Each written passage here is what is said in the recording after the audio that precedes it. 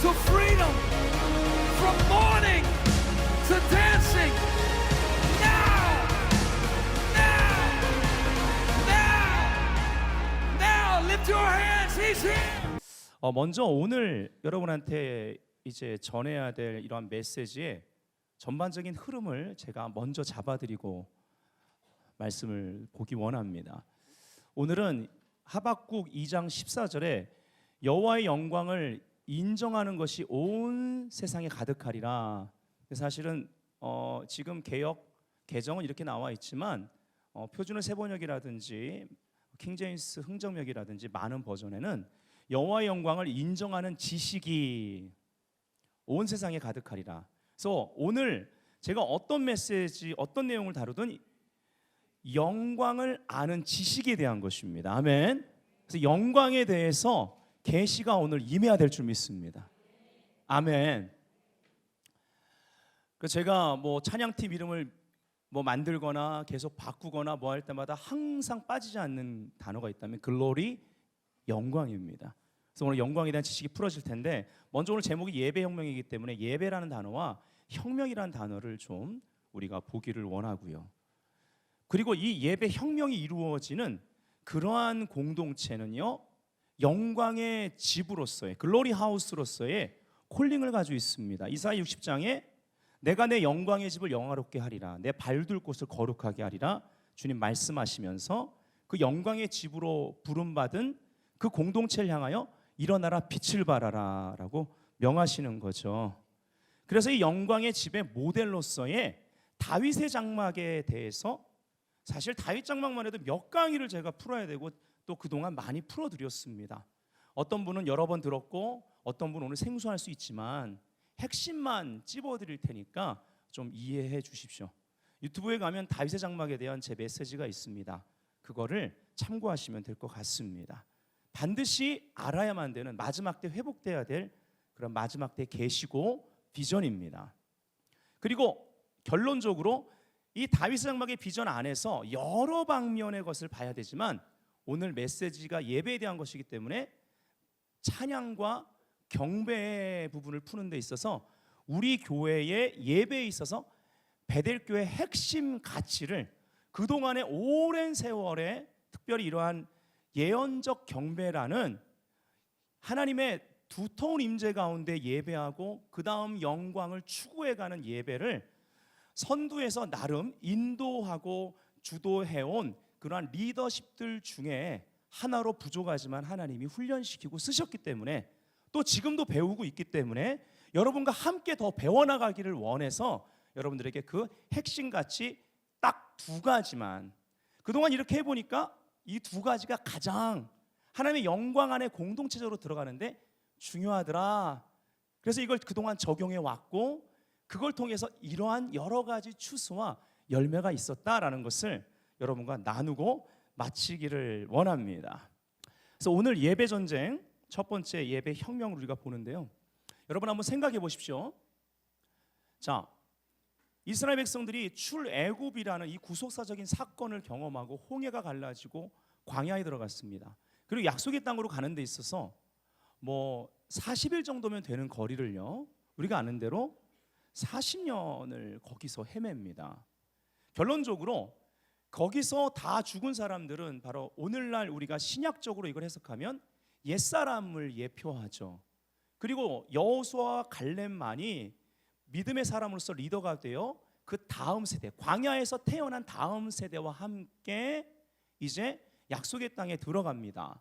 이것이 바로 신약 시대에 바로 예수 그리스도 안에서 우리가 약속의 땅, 하나님의 영광 안에서 부르심을 발견하고 그 부르심 가운데 원수가 차지하고 있는 것들을, 그게 원래 하나님이 우리에게 주신 땅이기 때문에, 영역이기 때문에 그것을 믿음으로 거룩한 전쟁을 통해 취하고 그것을 하나님 앞에 돌이키는 이러한 부르심에 대해서 이제 우리가 볼 수가 있죠. 근데 생각해 보십시오. 자, 광야에서 40년을 있으면서 광야에서, 애굽을 모르는 광야에서 태어난 아이들이 아침에 일어나면 제일 먼저 보는 게 뭘까요? 만나가 떨어진 걸 봅니다. 이 아이들에게는 이 초자연적인 환경이 너무나 자연스럽고 당연한 것입니다. 그리고 늘 서 있는 구름 기둥을 봅니다. 그리고 부모들이 저 구름 기둥이 서 있으면 그냥 계속 있고, 또 밤에는 불 기둥이 환하게 따뜻하게 지켜주는 겁니다.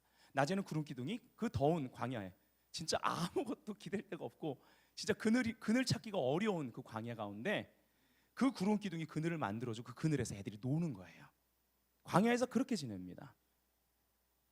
하나님이 어떨 땐 메추라기를 보내주시고, 아침마다 걔네들이 하는 일은 일어나가지고 이제 걸음마를 배우면 나가서 그날 만나를 주워 먹는 일입니다.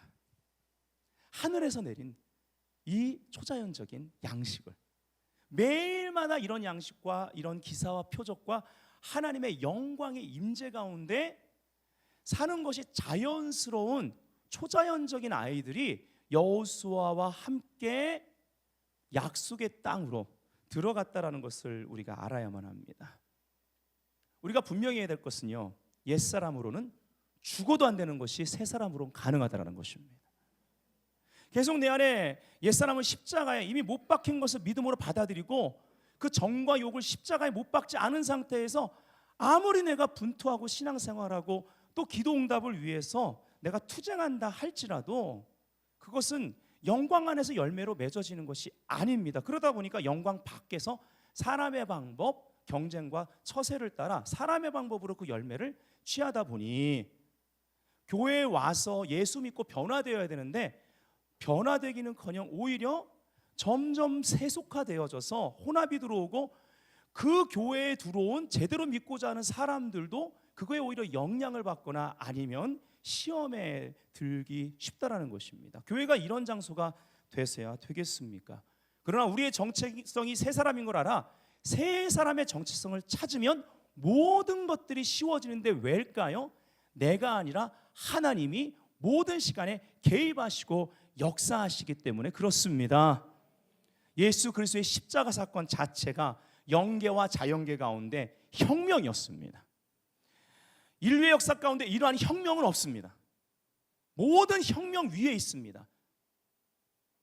모든 변화 위에 있는 것입니다. 이것이 주장하십니다. 이 혁명으로 말미암아 로마서 8장 28절에 모든 것이 합력하여 선을 이룹니다. 역사는 히스토리라고 합니다. 이 말은요 어떻게 만들어진 거냐면 히스 스토리의 줄임말입니다. 목사님 그런 말 하지 마세요. 왜 갖다 붙여요? 아니 진짜입니다. 그래서 BC와 AD가 나뉜 것입니다. BC는 그리스도 전, AD는 그리스도 후를 라틴어로 말하는 것입니다. 복음 혁명이 필요한 줄 믿습니다. 올해가 마틴 루터가 종교개혁을 한 500주년인데요 기념을 넘어서서 정말 복음의 재개혁과 혁명이 필요합니다. 마틴 루터의 종교개혁은요 전 세계를 바꿔내는 혁명이었습니다. 혁명이라는 단어를 사전을 찾아보면 두 가지 특징을 볼 수 있습니다. 근본이 바뀌는 것이고요 갑작스러운 변화입니다. 물론 이것을 준비하는 시간이 있지만 혁명 자체는 갑작스럽게 변화로 나타나게 됩니다. 그래서 그것이 실제가 돼버리죠. 우리가 예수 믿고 본어겐 거듭난 것 자체가 혁명입니다. 사망에서 생명으로 옮긴 것입니다. 아멘. 우리가 마귀의 자녀가 아니라 이제는 하나님의 자녀가 된 것입니다. 죄의 저주에서 속량을 받아 자유케 된 사건입니다. 이것이 구원입니다. 죄의 옛사람을 벗어버리고 새 사람을 입으라고 예수 그리스도로 옷 입으라고 바울은 선포합니다. 새로운 정체성을 오늘도 영광을 아는 지식 가운데 발견하고 우리가 새롭게 그 정체성을 가지고 살아나가야만 합니다. 제가 지금 지난주부터 시작해서 청년부에 영광에 대해서 영광의 발견이라는 주제로 말씀을 증거하고 있습니다. 우리가 영광이 우리 가운데 임해야 그 영광 안에서 우리가 발견되게 되어 있습니다. 발견된다는 것은 그 영광 안에서 변화되었다라는 것입니다. 이것이 변화를 통해 발견될 때 그 다음 단계 영광으로 나아갈 수 있습니다. 왠지 아세요?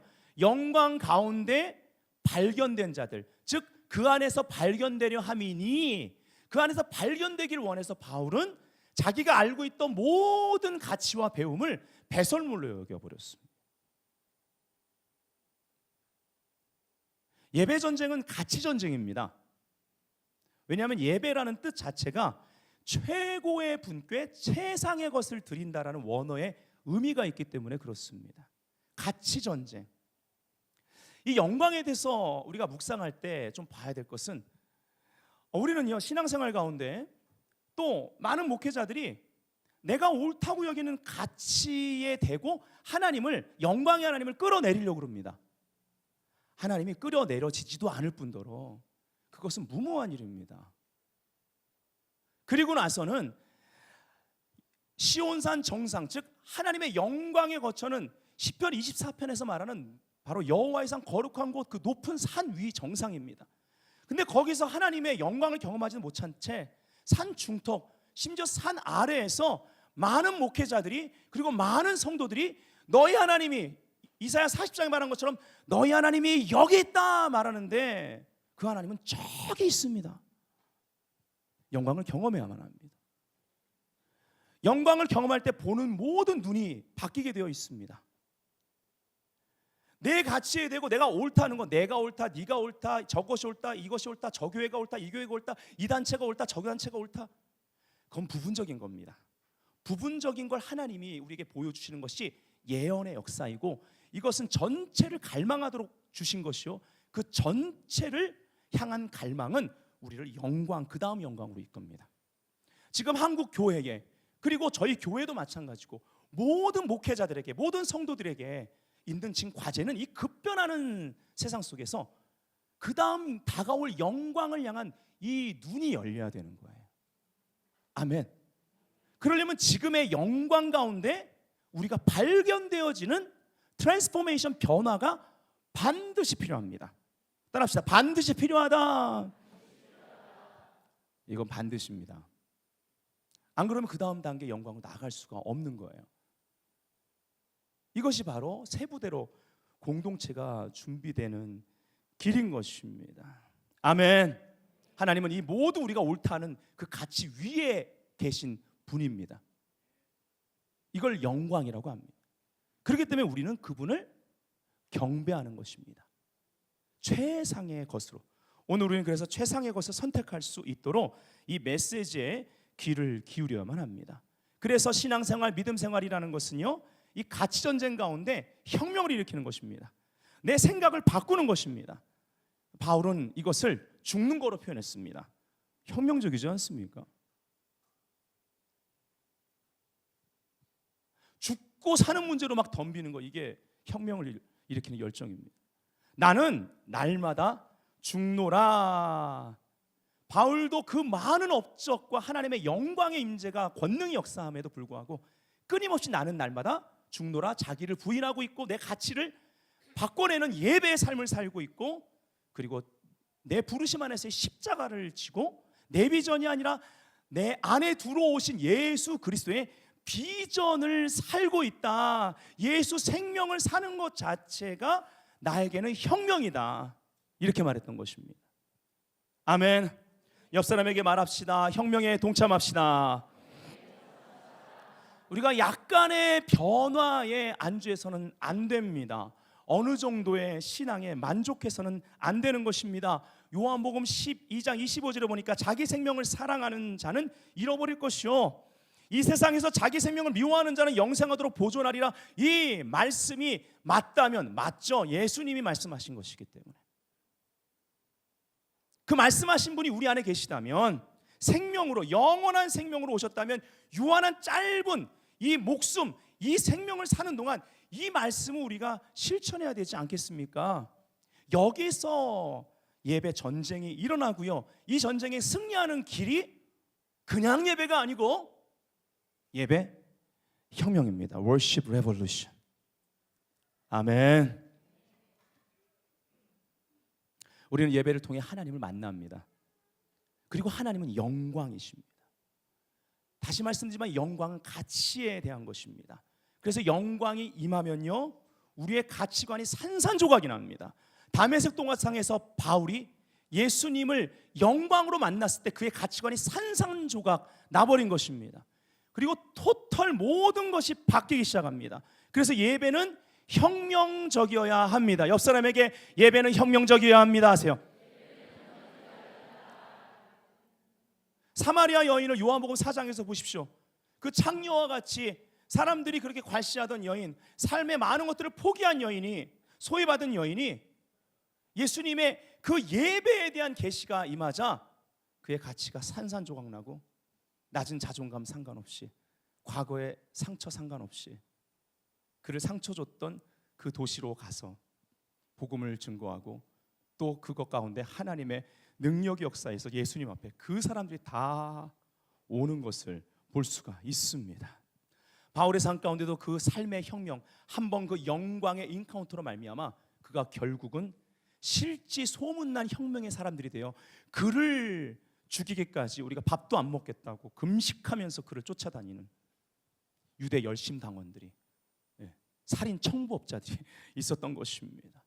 그럼에도 불구하고 하나님의 완벽한 보호하신 가운데 로마까지 복음을 가지고 들어가 갇혀있는 그러한 죄수의 몸으로, 죄 짓지 않은 죄수의 몸으로 복음에 매여 그 감옥에서 전한 복음이 로마를 변화시키기 시작합니다. 이것이 혁명이 아니고 무엇이겠습니까?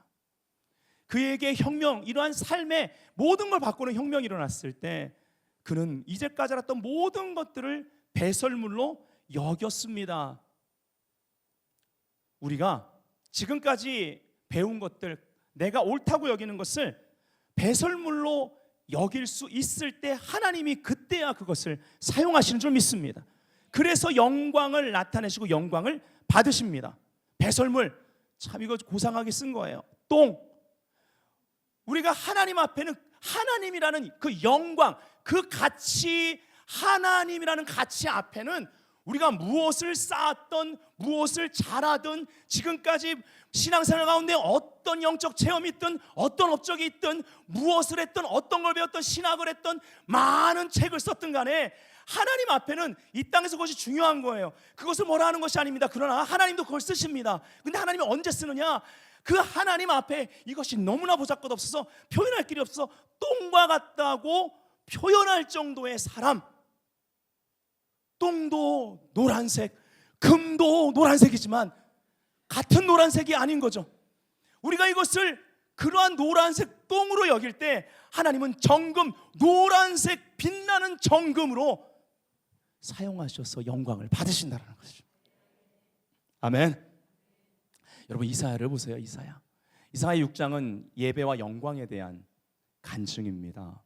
하나님과의 이 원래 선지자였고 나름 흠이 없었던 이 이사야라는 선지자가 이사야 6장에서 하나님과의 그 인생이 전으로 돌아갈 수는 없는 혁명적인 인카운터를 합니다.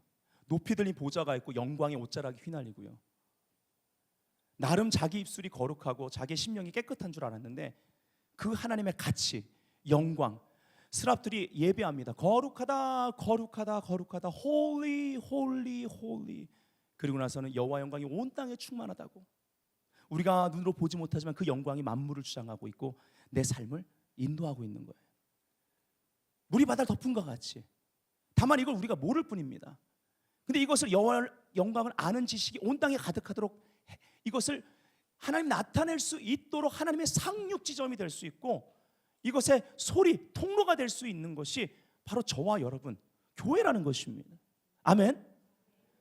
그리고 나선 그 창화할 때 막 문지방이 진동하고 하나님의 영광의 능력이 막 두텁게 그곳에 권능으로 임하기 시작합니다. 그리고 나서는 와, 나 부정한 사람이다. 내 입술이 얼마나 부정한가. 이러고도 내가 선지자야. 이러고도 내가 하나님의 말씀을 선포하는 자야. 이러고도 내가 부르심을 받은 자야. 그리고 나서는 난 이제 망했다. 그 자기한테 심판을 선고하는 것입니다. 난 심판을 면할 수가 없구나. 그때 제단 숯불로 그 선지자의 입술을 직접 깨끗하게 하고, 즉 차원 높은 거룩을 경험함으로 말미암아 그 다음에 새롭게 보냄을 받습니다. 그의 인생이 완전히 달라집니다. 근데 요한복음에 보면 이사야가 예수의 영광을 보고라는 단어가 나옵니다. 언제 봤을까요? 이사야 6장에서 본 겁니다. 그 이후에 구약의 복음서라고 불릴 정도로 예수 그리스도 메시아에 대한 아주 생생한 그러한 환상과 그러한 계시들을 기록한 것이 이사야인 거죠. 예배는요, 우리의 삶의 근본을 바꾼다라는 것입니다. 본질로 돌아가야만 할 때입니다. 글로리, 영광입니다. 우리는요, 영광에서 나온 자들입니다. 그래서 영광으로 돌아가면 그때 우리가 누군지가 거기서 발견되는 거예요. 내가 이렇게 가치 있는 존재구나. 하나님 앞에 하나님이 독생자를 내어놓을 정도로 가치 있는 존재구나. 이 하나님의 은혜와 자비가 너무 커서 이 하나님의 독생자의 영광 안에 있는 은혜와 진리가 우리 삶 가운데 충만하기까지 하나님의 영광 안에 거하기를 기뻐하는 것이 성도고 교회라는 것입니다. 그래서 영적 혁명은요, 사람의 힘으로 사람의 방법으로 일어나지 않고요, 오히려 반대입니다. 사람의 의가 무너지고 회개를 통해 하나님의 의가 확립되었을 때 글로리, 영광이 임하는 것입니다. 이때 일어나는 것을 영적 혁명이라고 합니다. 그래서 우리가 매 시간 예배 드릴 때마다 우리는 기대해야만 합니다. 주님, 오늘 나에게 각성을 주실 것을 믿습니다. 깨어남, 영적 각성을 통해 깨어나지 않으면 안 됩니다. 예배는 내가 깨어나는 것입니다. 내 가치가 충격을 받게 되어 있어요. 경관진에 금이 가기 시작합니다. 그래서 영광이 임해 있는 교회, 이 분위기 가운데 있는 교회는 언제 갑작스럽게 성령이 역사할지 모릅니다. 급하고 강한 바람같이의 초대교회의 역사처럼.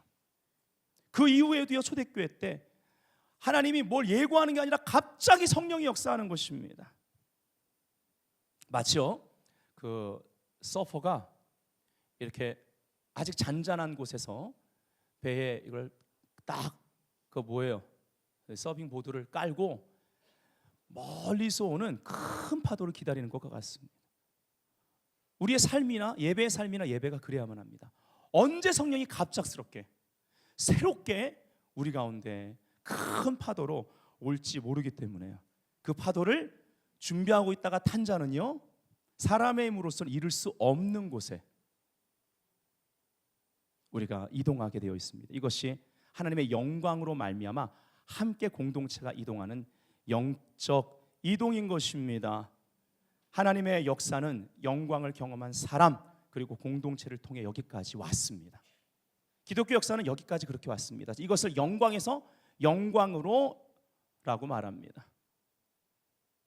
다음 영광의 기차, 우리가 함께 그 기차가 오는 소리를 듣고 함께 탑승할 수 있어야 되겠습니다.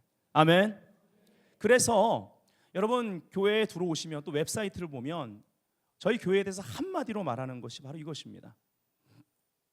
베델교회는 하나님이 거하시는 영광의 집입니다. 앞에 써 있죠.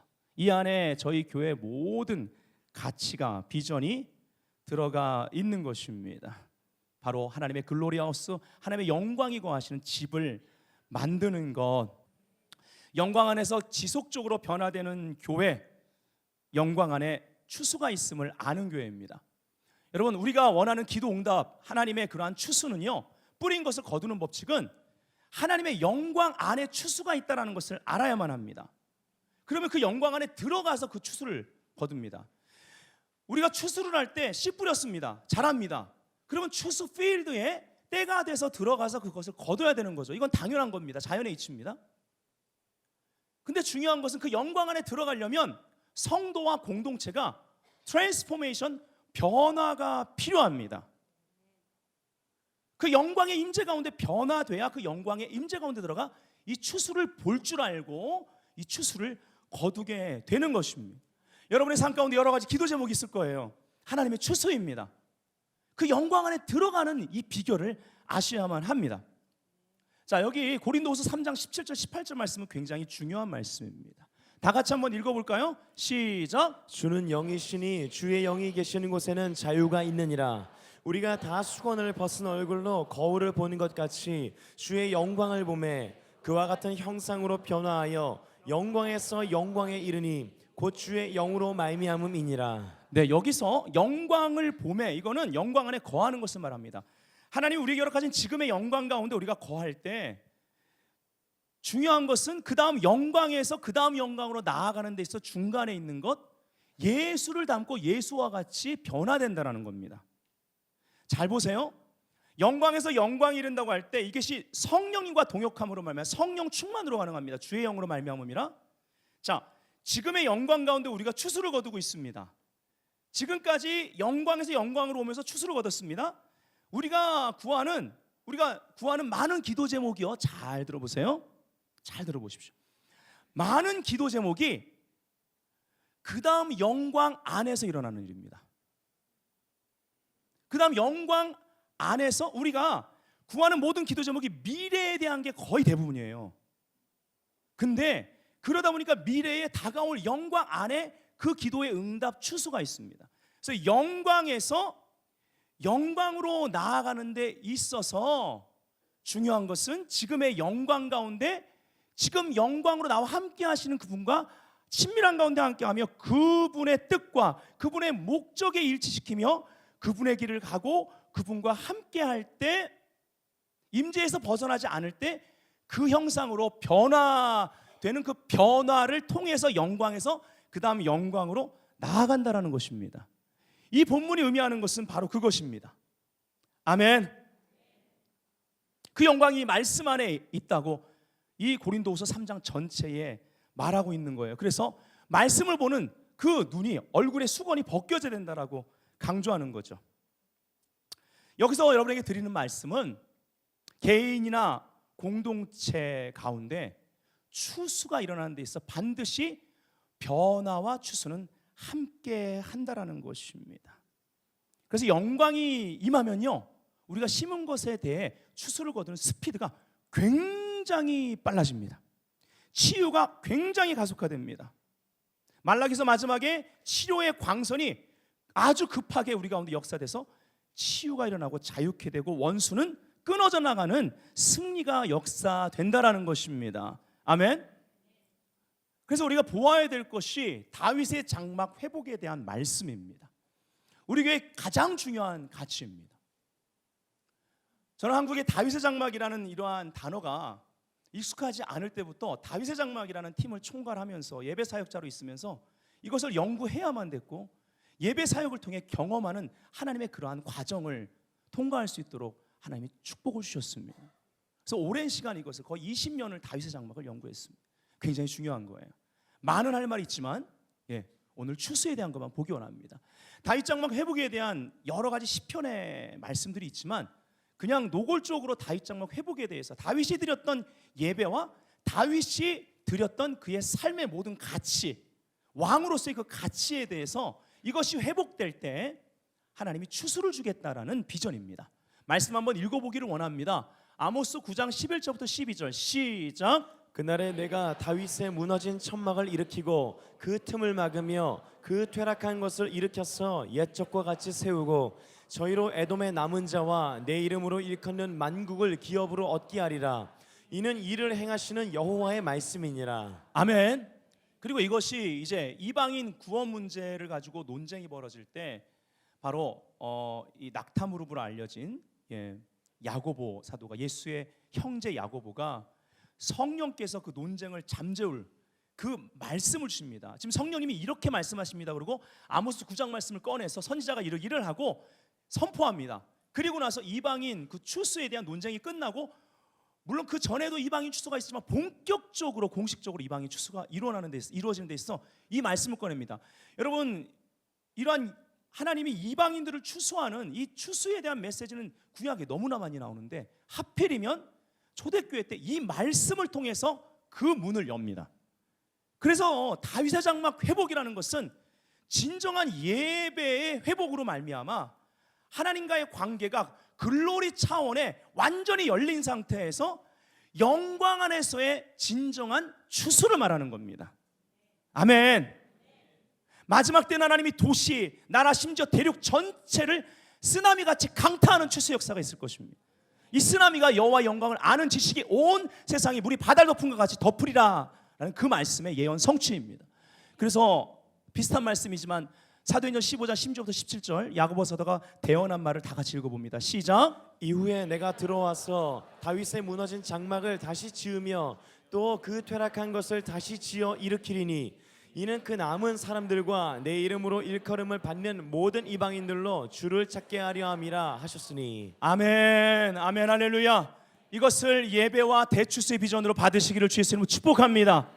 이사야 60장 저희 교회 레마입니다. 1절 2절 보면 일어나라 빛을 봐라 이는 네 빛이 이르렀고, 네 빛이 뭘까요? 하나님으로 하신 부르심 안에서의 그것이 영광 안에 드러난 교회, 드러난 성도 가운데 역사되는 예수 그리스도의 그 안에 역사하는 빛입니다. 영광이 빛입니다. 그리고 나서 뭐라고 그래? 영광이 임했다고 하면서 영광이 임할 때 밖은 캄캄하고 만민을 가리우는 캄캄함이 역사되고 온 땅에 어둠이 덮습니다. 예배 전쟁입니다. 그래서 영광이 임한 교회는요, 이 영적 혁명의 센터가 됩니다. 이 영광이 임한 사람은 자기의 그 영역 가운데 영적인 혁명을 일으키는, 영적 각성을 일으키는 그러한 촉매자가 되기 시작한다는 것이죠. 아멘. 이사야 60장에 보면은 내가 내 영광의 집을 영화롭게 하리라 이렇게 얘기합니다.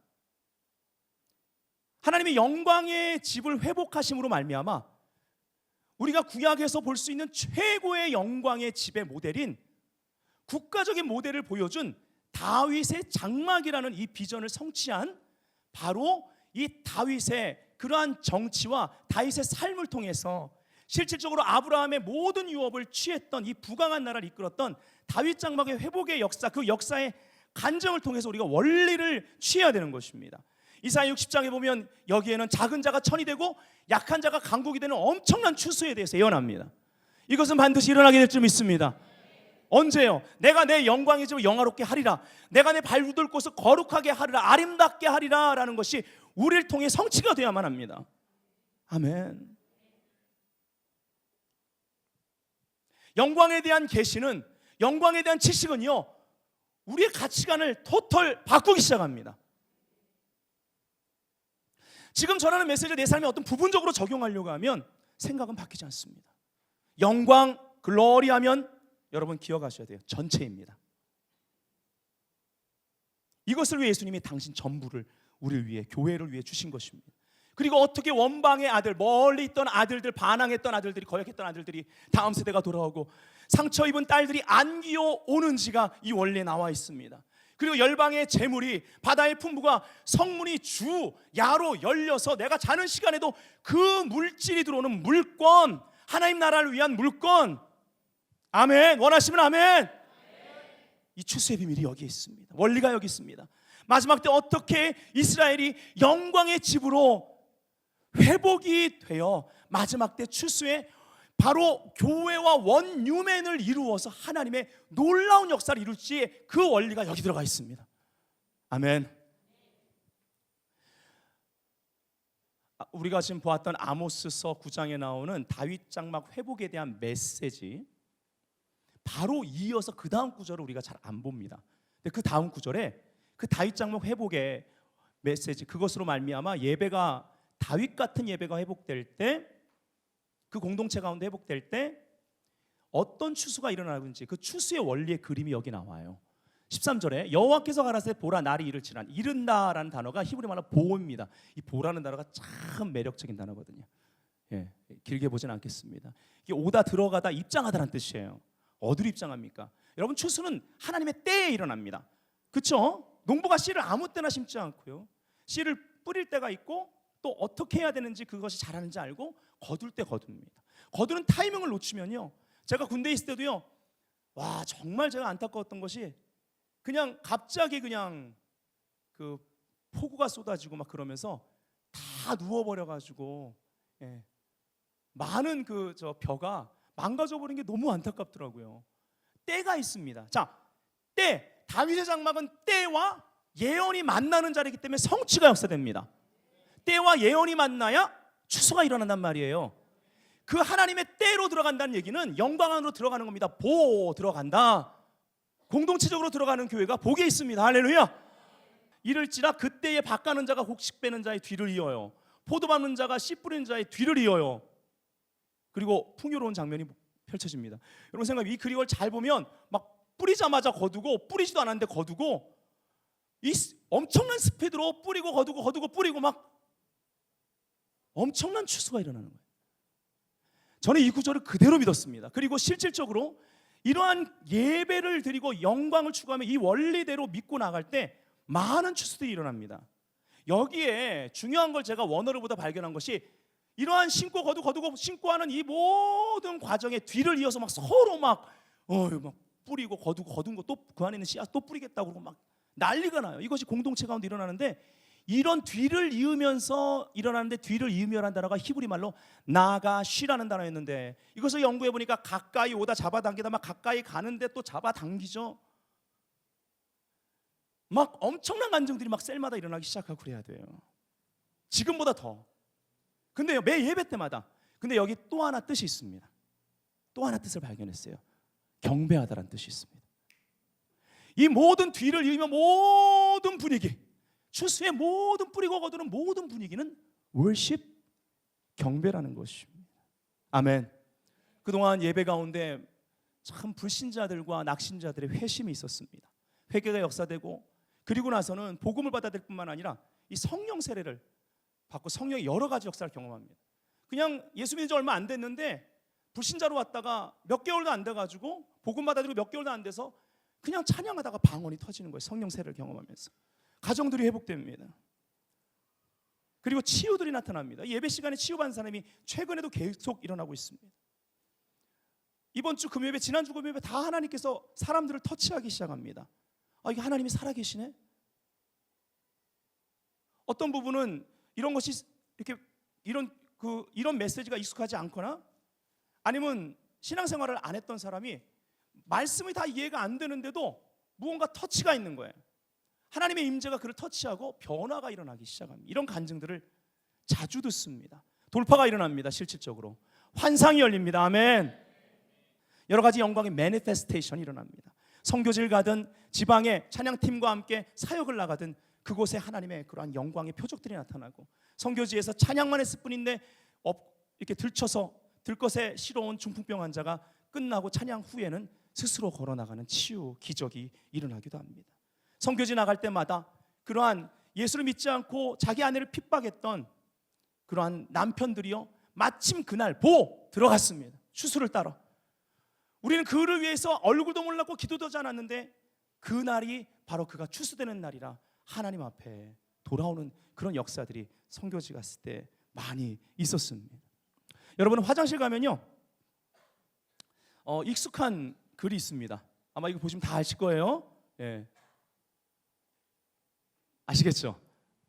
테리 로 목사님은 예배 사역자입니다. 이분이 찬양에 대해서 쓴 글 중에 제가 굉장히 좋아하는 글이고, 어느 날 이 부분을 딱 보는데 저에게 하나님의 약속으로 와닿았습니다. 그래서 우리 교회에 하나님 허락하신 영광 안에서의 추수에 대한 약속이라고, 여러분 예언이라고 보셔도 됩니다. 여러분의 예언처럼 오늘 취하시고 한번 크게 읽어보시겠습니까?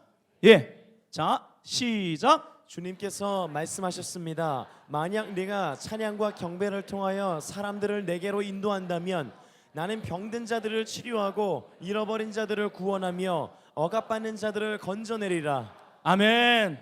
이것을 그대로 믿으십시오. 자, 그래서 여러 방면을 다윗 장막에 대해서 다루는 것이 아니라 오늘은 찬양과 경배에 대해서 이제 포커스를 두고 마무리를 하기를 원합니다. 이러한 영광 예배 가운데 임하는 데 있어서 그동안 오랜 연구와 또 실질적인 예배의 경험 가운데 실제 적용하고 많은 아까 말씀드린 추수들이 있었는데요, 그 핵심 원리입니다. 자, 찬양과 경배의 흐름을 우리가 이해할 필요가 있습니다. 제가 전에도 말씀드렸지만 다시 말씀드립니다. 못 들은 분들이 있고 들은 분도 또 들어야만 합니다. 언제까지요? 적용하실 때까지. 자, 첫 번째가 감사의 단계고, 두 번째가 찬양의 단계입니다. 세 번째가 예배의 단계고요, 네 번째가 영광의 단계입니다. 감사함으로 왕의 궁전, 왕의 임재로 들어갑니다. 찬양함으로 왕이 계신 곳으로 걸어가는 겁니다.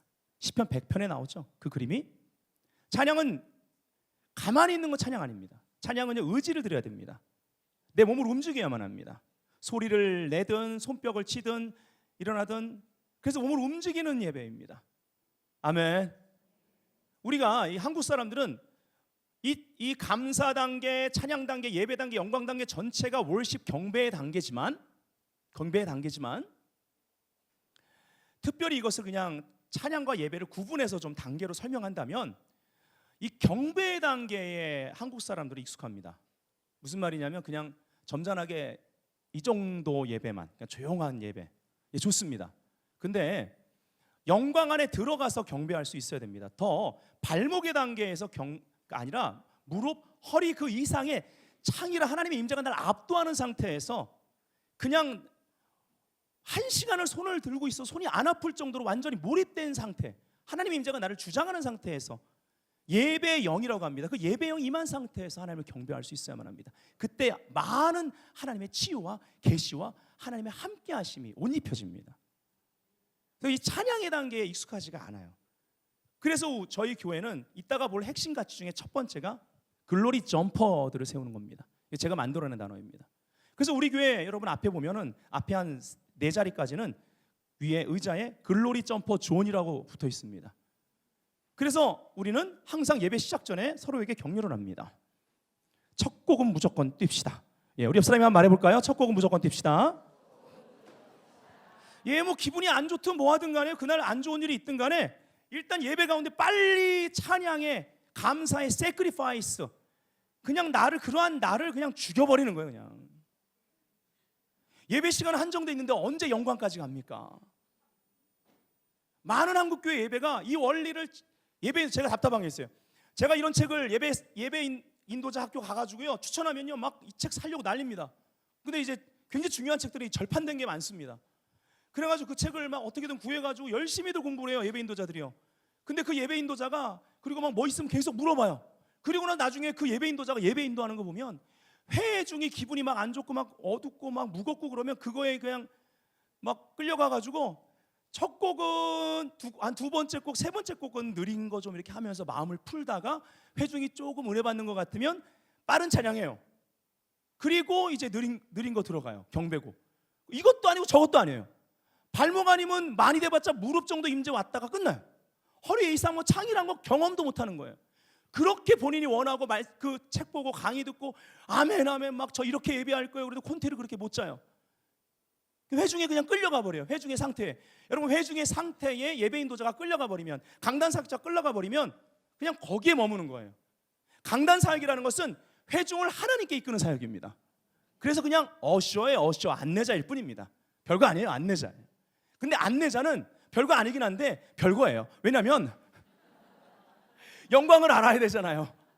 내가 맛봐야지 여기입니다. 내가 그 위치를 알아야지 가봤어야지 여기입니다고 안내할 거 아닙니까? 엄민영 목사 사역은 어셔 사역입니다. 어셔, 안내자 사역. 그래서 저는 이걸 좀 별거 아닌데 별거기 때문에 제가 영광의 운반자라고 부를 뿐입니다. 예. 이게 제 닉네임입니다. 평생 이렇게 살길 원해요. 그래서 처음부터 찬양함으로 말미암아 여러 가지 표현, 손뼉 치는 거, 소리 치는 거, 뛰는 거 여러 가지 있는데 그냥 춤추며 뛰면서 그냥 처음부터 해버리는 거예요. 그래서 빨리 처리하고, 내 인생의 답은 하나님인데 예수가 내 왕이지 환경이 내 왕이 아니고 나를 계속 공격하는 그 사람도 왕이 아닌데 내가 왜 당해? 내가 왜 그 권위 아래서 자꾸 이렇게 공격을 받아? 왜 내 그것 때문에 힘들어해? 갈등하지? 안 되겠다. 오늘 예배 가운데 시작부터 너무너무 힘들고 거기다 스트레스 받아가지고 몸도 아프고 막 관절도 안 좋은데도 그냥 처음부터 그냥 감정과 상관없이 그냥 뛰는 거예요. 뭐예요? 그냥 내 감정 상태는 아닌데 그냥 감사합니다 그러면서 감사함으로 문을 열고 손뼉 치고 뛰면서 그냥 천천히 뭐 데려가든지 말든지 하나님 나 어떻게 하세요? 뭐 잡아먹으세요. 이거 아니고 감사함으로 문 열자면 오늘 내 인생 아주 심각한 문제가 있다. 이것 때문에 내가 막 눌린다 그러면 그 사람은, 이 원리를 아는 사람은, 추수의 원리를 아는 사람은 와서 내 영광과 들어가서 왕이신 하나님 만나야 돼. 문을 열고 감사합니다 나의 힘이 되시오 내가 주를 사랑합니다 그러고 여러 가지 찬양을 하면서 그냥 아예 처음부터 뛰면서 그냥 막 뛰어가는 거야. 하나님 아멘. 이 많은 사람들께 뛰어간다고 생각해 보세요. 할렐루야. 그 영광 안에 추수가 있기 때문에 그걸 아는 사람은, 경험한 사람은 그렇게 합니다. 그래서 이걸 잘 설명해 놓은 게 제가 오래전에 한국에 지금 영광이라는 책이 나왔지만 지금 절판된 걸로 알고 있는데 이것이 한국이 번역되기도 전부터 제가 이렇게 어렵게 영어를 어렵게 보면서 원서로 루테플린 목사님의 글로리라는 책을 읽었는데 거기에 핵심 원리입니다. 이것이 우리가 계속 우리 저 찬양팀 제 제자들은 다 이 원리대로 지금까지 함께 사역을 해왔고 앞으로도 할 겁니다. 이 단순한 원리, 그러나 역사하시는 하나님의 영광은 우리가 있는 새로운 영광 안에서 또 새로운 표적과 우리의 믿음을 새롭게 하는 하나님의 변화의 능력으로 나타납니다. 자, 찬양하라 언제까지요? 예배 영 임할 때까지입니다. 그래서 우리가 여러 가지 계속 찬양하면서 예배 영 임할 때까지, 그리고 예배 영 임하면요 우리가 막 하려고 애쓰는 게 아니라 지금까지 이전에 있었던 거 다 잊어버리고 그냥 하나님께 몰입해버리는 거예요. 이게 예배 영 임하는 단계입니다. 언제까지 예배해야 될까요? 영광이 임할 때까지. 그리고 나서는 영광 가운데 서십시오. 영광 안에 우리를 위한 예비하신 기적과 응답들이 다 있기 때문입니다. 그러나 그곳에 들어가면 베드로처럼 다 버려두고 그 축복 다 뒤로 하고, 주님 저는 죄인입니다. 영광 앞에 이사야처럼 나를 그냥 다 가져가 버리세요. 나를 다 가져버리세요. 그러면 주님 그렇게 말합니다. 그래, 다 버리고 쫓아와. 근데 그게 다 얻는 것입니다. 나를 따르라. 주님 단순해요. 나를 따르라. 이 음성 듣기 위해서 우리가 영광 가운데 가는 겁니다. 부르심. 다 같이 따라합시다. 부르심. 자, 루테 플린의 말을 한번 읽어보죠. 시작. 찬양은 예배의 기름 부음을 가져오고 예배는 영광의 기름 부음을 가져온다. 우리가 예배의 영 안으로 들어갈 때까지 찬양하듯 주님의 영광을 원한다면 영광이 임하기까지 예배를 드려야 한다. 아멘. 더 많은 걸 자세하게 설명해 드리고 싶지만 오늘 그걸 하는 것이 아니라 핵심을 집어드리는 겁니다. 그래서 저희 교회의 핵심 가치가 아까 말했던, 여러분 라비에 붙어 있는 거 제가 좀 파워포인트를 넣어봤습니다. 찬양이 그림의 증가를 가져오는데요, 바로 처음부터 과격하게 나아가자는 것입니다. 핵심 가치, 전성도가 뛰면서 찬양하는 글로리 점프 월십. 시편에서 명하신 찬양의 방법이 다양합니다. 그것대로 순종하자는 거죠. 그래서 성경적 찬양과 경배를 회복시키는 교회. 모델이 다윗입니다. 내가 이보다 더 낮아져서 스스로 천하게 보일지라도 왕임에도 불구하고 나의 왕이신 바로 그 하나님 앞에서 뛰놀았죠. 내가 여호와 앞에서 뛰놀리라. 자, 이거는 제가 지금 시간이 없어서 오늘 조금 핵심 가치를 하다 보니까, 예배영 안에 들어가는 데 있어서 하나님과 독대하는 것, 또 영적인 것은 단순합니다. 예, 간단하게만 설명해 드릴게요. 예배영 안에 아주 깊게 우리가 들어가면요, 찬양팀도 선곡을 단순한 곡을 해야만 합니다. 어려운 거 하면 사람들이 PPT를 봐야 되잖아요. PPT를 봐도 후렴을 계속 반복해서 집중할 수 있도록 해줘야만 합니다. 모두가 영광 안에 함께 들어갈 수 있도록. 이것이 그러한 경배를 아는 교회의 모습입니다. 그리고요, 이 단순한 가운데 그러다 보니까 여기서 좀 말씀드릴 거는, 이렇게 예배를 은사적으로만 해석하는 사람들이요, 우리가 막 뛰고 움직이는 거 좋은데 다 같이 예배 영안에 아주 깊게 들어갔을 때, 경배의 단계로 들어가게 되면, 찬양의 단계에서 경배의 단계로 들어가서 우리가 찬양을 할 때, 이 은사적으로만 해석하는 사람들은요, 경배의 단계 가면 단순해진다. 이 말은 우리 몸 움직임도 너무 움직이면 안 돼요. 분주하면 안 됩니다. 마르다가 되면 안 되고 마리아로 딱 원띵, 오직 한 가지 하나님을 딱 추구하면서 깊게 들어가야 되는데, 이게 은사적인 그러한 것으로만 이제 예배를 자꾸 이렇게 한 사람들은 자꾸 막, 죄송합니다, 막 움직여. 정신없어 죽겠어요. 주님께 집중이 안 돼요. 정말 이 경배를 아는 교회는 그 단계에 들어가면 몸의 움직임이 적어지고 주님을 경배해야 합니다. 어도레이션 하는 거예요. 예. 그리고 동사적인 표현에서, 찬양은 동사적인 표현이죠. 그분이 행하신 일을 높이는 것입니다. 근데 이제 예배의 단계에 들어가면 명사적인 표현이 많습니다. 즉 이 말은 주님이 누구신지, 그분의 성품, 그분의 속성을 높입니다. 자, 여기서 이 단계가 참 어려운데요. 옛날에는 은혜 찬양 시대가 있었습니다. 예, 지금도 그런 은혜 찬양 우리가 불러야 되고 부르지만, 그러다 보니까 가사 자체가 막 속을 시원하게 해주고, 예, 뭐 내가 이랬는데 이랬어요, 뭐 나를 이렇게 해주세요, 뭐 이런 어떤 막 서술형 가사나 막 그런 게 들어가야지 않으면 그날 예배가 막 힘든 그러한 분들이 계십니다. 근데요, 여러분, 천국에서의 예배 보면요 거의 명사형이고 하나님의 어떠한만 얘기합니다. 적응하셔야 됩니다. 영원히 하게 될 활동입니다.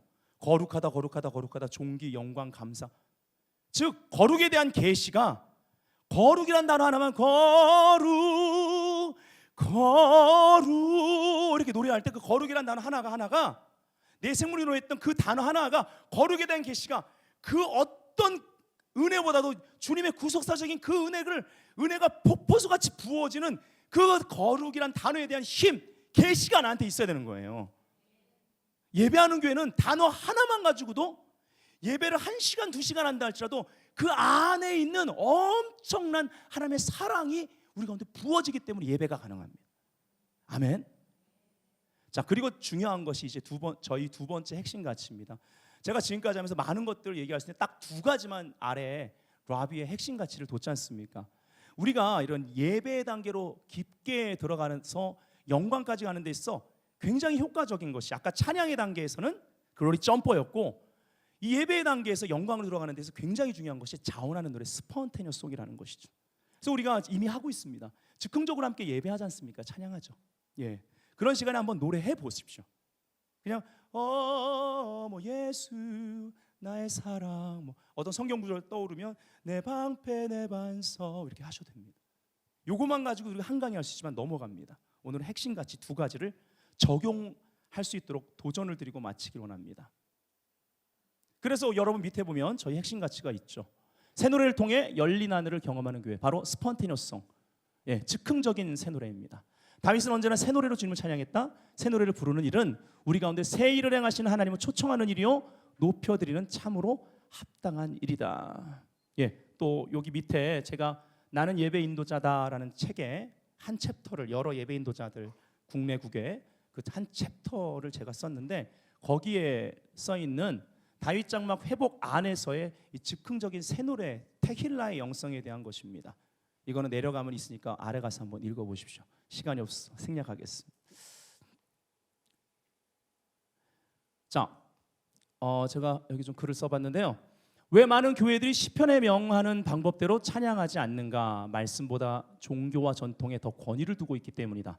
많은 성도들이 과거에 드렸던 예배에 초점을 두기 때문에 변화를 거부한다. 우리는 과거의 예배 경험에서 빠져나와 미래의 예배 비전을 받아야 한다. 전통적인 예배에서 성경적 예배로의 변화를 받아들이는 공동체를 하나님은 찾고 계시다. 동의하시면 아멘 합시다. 자, 제가 이 예화를 드리고 오늘 마치겠습니다. 잭 헤이포드라는 이 복음주의 계열에서 굉장히 유명한 목사님이 계십니다. 여러분 옛날 찬양 중에 영광의 주님 찬양하세, 예, 그 찬양을 지으신 분인데 이분이 이제 많은 곳에 강의를 하고 다니는데 어느 날 어떤 날에서 이제 미국으로 돌아오는 그 비행기 편에서 이게 시차가 멀리 있었기 때문에 시차가 완전히 바뀌어서 그 비행기에 있는 사람들이 정말 잠을 참을 수 없는 그 시간대라 모두가 자고 있는 거예요. 근데 성령님께서 잭 헤이포드 목사님을 깨우십니다. 깨워서 너무나 힘들지만 이게 일어나 눈을 떴어요. 성령님께서 내적으로 말씀하시는 거예요. 잭, 네 주변을 한번 돌아봐라. 그때 모두가 자고 있는데 딱 두 사람이 자지 않고 있는데 한 사람은 무슬림으로서 메카 방향을 향해서 그 복도에 무릎을 꿇고 그 방향으로 향해서 그 시간에 정확히 정해진 시간에 경배를 하고 있는 거예요. 기도하고 있는 거예요. 그리고 또 한 사람은 유대인으로서 예루살렘 방향으로 그 방향으로 그곳에서 예루살렘을 향해 엎드려서 경배하고 있는 모습을 봅니다. 그러면 성령님께서 이 잭 헤이포드 목사님한테 말씀하시죠. 마지막 때 잠자는 영이 온 땅을 덮을 것이다. 그럼 나머지 크리스찬들은 그냥 자고 있는 거예요. 그리고 모두가 무언가를 다 경배하게 될 것인데 과연 그때 사람들이 나를 경배하도록 교회의 예배는 준비되어 있는가라는 음성을 듣고 그의 예배에 대한 책에 도전하면서 쓰게 되죠. 오늘 저와 여러분이 이 도전을 받아들여야만 하겠습니다. 아멘.